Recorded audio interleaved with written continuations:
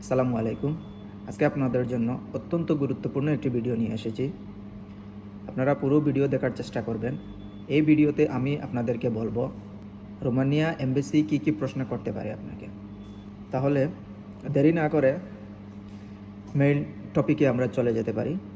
কী কী প্রশ্ন করতে পারে আজকের ভিডিওতে আপনারা পেয়ে যাবেন। মনে করুন পরীক্ষার আগেই আপনি প্রশ্ন পেয়ে গেলেন, উত্তরটা আপনি নিজে সুন্দর করে দিয়ে দিবেন। তার মধ্যে কয়েকটা ট্রিক্স অথবা যেই প্রশ্নগুলো কমপ্লিকেটেড সেগুলা আমি অবশ্যই এই ভিডিওতেই আমি আপনাদেরকে বলে দেব। প্রথম প্রশ্ন, আপনার নাম জিজ্ঞাসা করবে। দ্বিতীয় প্রশ্ন হচ্ছে, আপনি যেই দেশে অবস্থান আছেন সেখানে জিজ্ঞাসা করবে এই দেশে কত বছর থেকে আপনি আছেন, কত বছর থেকে আপনি এই দেশে অবস্থান করছেন, অথবা কত বছর থেকে এই দেশে কাজ করছেন। তারপরে জিজ্ঞাসা করতে পারে যে আপনি কি কাজ জানেন। 3 নম্বর প্রশ্ন, আপনি কি কাজ জানেন। 4 নম্বর প্রশ্ন হবে আপনি কেন রোমানিয়াতে যাবেন। 5 নম্বর প্রশ্ন, আপনার এজ কত। 6 নম্বর প্রশ্ন আপনারা জিজ্ঞাসা করতে পারে কত বছরের এক্সপিরিয়েন্স আপনার আছে।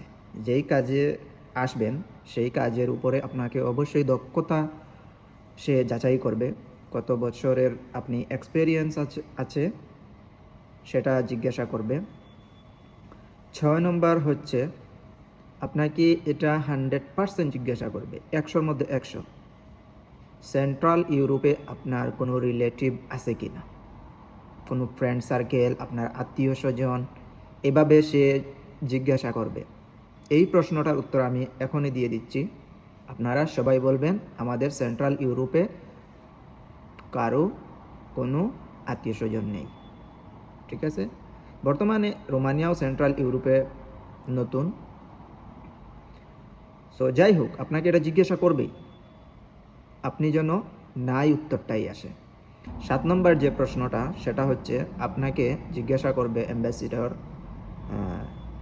এখানে অ্যাকোমোডেশনটা কে দেবে, কে প্রোভাইড করবে অ্যাকোমোডেশন। ঠিক আছে, এটা জিজ্ঞাসা করবে। আপনার অ্যাকোমোডেশন অবশ্যই কোম্পানি দেবে, আপনি যেন বলেন, এবং আপনার যে কন্ট্রাক্ট লেটার হবে সেটা আপনি যে এজেন্সির মাধ্যমে কাজ করাবেন সেই এজেন্সির থেকে আপনি ওই কন্ট্রাক্ট লেটারটা নিয়ে নেবেন এবং এখানে পরে দেখবেন অথবা এজেন্সিকে জিজ্ঞাসা করবেন যে আমার যে অ্যাকোমোডেশনটা সেটা কে দেবে। যদি কোম্পানি দিয়ে থাকে অবশ্যই আপনি কোম্পানির কথাই বলবেন যে অ্যাকোমোডেশন প্রোভাইডেড মি কোম্পানি। আর জিজ্ঞাসা করবে আপনার স্যালারি কত।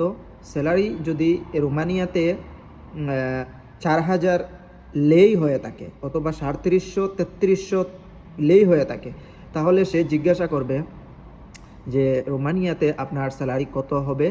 সেটা যদি কনভার্ট করার কথা বলে যে তাহলে কত ইউরো হতে পারে, তখন আপনি অ্যাপ্রক্সিমেটলি আপনি বলবেন যে আনুমানিক 650 ইউরো অথবা 700 ইউরো যাই আসে। আপনি আগে গুগল থেকে ট্রান্সলেট করে দেখবেন রোমানিয়া 1 লেই বাংলাদেশে কত টাকা। এটা দেখার পরে আপনি আবার দেখবেন রোমানিয়ান লেই এবং ইউরো কনভার্ট করে কত হয়। আমার কাছে মনে হইতেছে যেটা সবসময় চলে 1 ইউরো সমান 4 লেই। হ্যাঁ, 1 ইউরো সমান 4 লেই, 5 লেই, এরকম সামথিং হয়ে থাকে আর কি। তো এটা জিজ্ঞাসা করবে। তারপরে 8 নম্বরের প্রশ্ন যেটা হতে পারে সেটা জিজ্ঞাসা করবে আপনার কোম্পানির অ্যাড্রেসটা বলুন। তখন আপনি কোম্পানির অ্যাড্রেসটা সঠিকভাবে যেন বলতে পারেন, সেটা মুখস্থ, যাকে আমরা বলি টুটস্থ করে আসবেন। কোম্পানির অ্যাড্রেস আপনাকে জিজ্ঞাসা করবেই, 100-র মধ্যে 100। এরপরে আপনাকে 9 নম্বর যে প্রশ্ন সেটা আপনাকে জিজ্ঞাসা করবে কোম্পানি নেম। ঠিক আছে, এটা আমি 9 নম্বরে আমি দিছি। 9 নম্বরে আসলে ওইটা কিন্তু প্রথমেই বলতেও পারে। আমি যে নাম্বারগুলো কাউন্ট করছি এই না যে এইভাবেই জিজ্ঞাসা করবে। এই মানে এই নাম্বার অনুযায়ী জিজ্ঞাসা করবে, আসলে ওইরকম না। আমি 9 নম্বরে যে আপনাকে প্রশ্নটা বলছি সেটা সে 2 নম্বরেও সে জিজ্ঞাসা করতে পারে, সে 1 নম্বরেও এট ফার্স্টেই জিজ্ঞাসা করতে পারে, সেটা না। মানে আমি বোঝাতে চাচ্ছি আর কি এই রিলেটেড প্রশ্নগুলা করবে। তো আপনারা এগুলা বুঝে নিয়েন।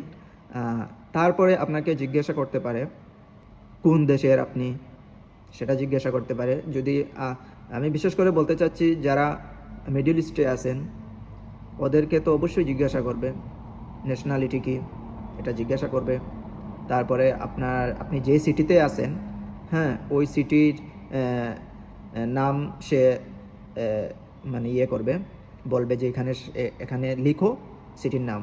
এক্সাম্পল হিসাবে আমি মালয়েশিয়ার কথা বলতে পারি। মনে কর যারাই মালয়েশিয়াতে এ পর্যন্ত এম্বাসি ফেস করছে অবশ্যই তারা প্রত্যেকে জানে, ও অ্যাম্বাসেডার বলে যে এখানে কুয়ালালামপুর লিখো।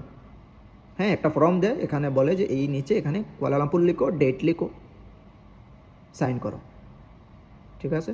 তো আপনারা যে সিটিতে থাকবেন সেই সিটি যদি এই প্রশ্নটা জিজ্ঞাসা করে, এটা একটা অপশনাল, এটা তো না পারার কথা না। যেই দেশে আছেন সেই দেশের সিটির নাম লিখে দিবেন যদি অ্যাম্বাসেডারে চায়। একদম সহজ প্রশ্ন করে, এত কঠিন কোনো প্রশ্ন করে না। তো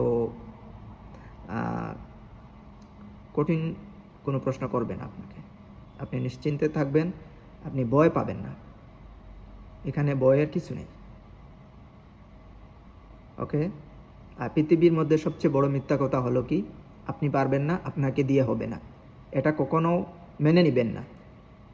আপনি পারবেন, আমি বলছি আপনি পারবেন, ইনশাল্লাহ আপনি পারবেন। আপনি একটু চেষ্টা করবেন। আরেকটা ট্রিক্স আমি আপনাদেরকে বলে দিই, এই প্রশ্নটা 100% করবে।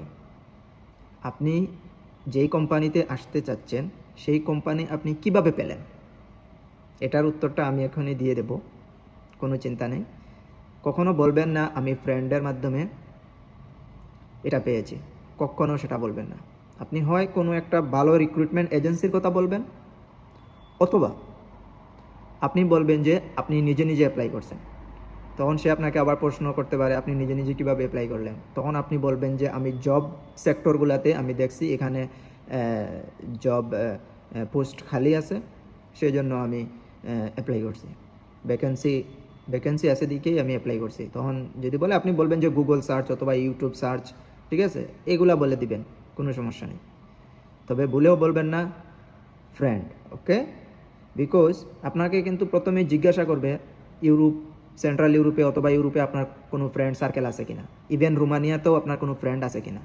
আপনি তো প্রথমেই অ্যান্সারটা দিয়ে দিলেন আমার কেউ নাই, কিন্তু ওই প্রশ্নটা আর রিলেটেডের মাধ্যমে শেষের দিকে এই প্রশ্নটা জিজ্ঞাসা করতে পারে। সো এটা মাথায় রাখবেন, ঠিক আছে? মাথায় রাখতে হবে এটা আপনাকে। আমি যদি বলে থাকি আমার কেউ নাই, তাহলে বলবেনও না যে আমি ফ্রেন্ডের মাধ্যমে আমি এই কোম্পানি পেয়েছি বা এই কোম্পানিতে আমি অ্যাপ্লাই করেছি। আপনি বলতে হবে আপনি এজেন্সি থ্রুতে আসছেন, এটাই, অথবা আপনি গুগল সার্চ করে আপনি নিজে অ্যাপ্লাই করছেন, দ্যাটস ইট।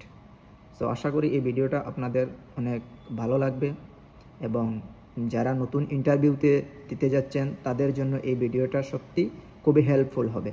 তো আপনারা এই ভিডিওটি অবশ্যই আপনার ফ্রেন্ড বন্ধু সবাইকে শেয়ার করে দিবেন। ইনশাআল্লাহ আপনাদের জন্য দোয়া করি, আপনারা সফল হন, আপনাদের স্বপ্ন যেন পূরণ হয়। ইউরোপে আপনারা আসুন, রোমানিয়াতে আসুন, আপনারা এখানে থাকবেন, আমাদের কমিউনিটিটা বড় করার চেষ্টা করবেন।